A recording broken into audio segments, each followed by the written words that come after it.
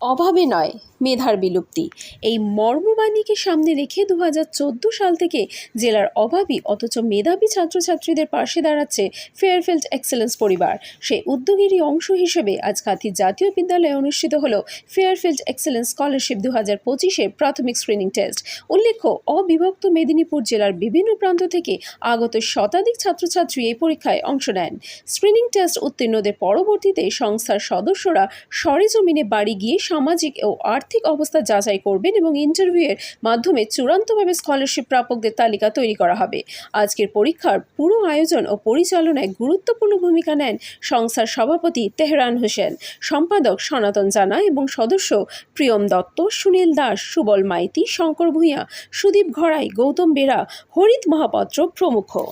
আচ্ছা, অভাবে নয় মেধার বিলুপ্তি এই বার্তাকে সামনে রেখে 2014 সাল থেকে আমরা প্রিয় ফেয়ারফিল্ড এক্সেলেন্স পরিবার কিছু অভাবী মেধাবী ছাত্রছাত্রীদের পাশে দাঁড়ানোর চেষ্টা করে থাকি।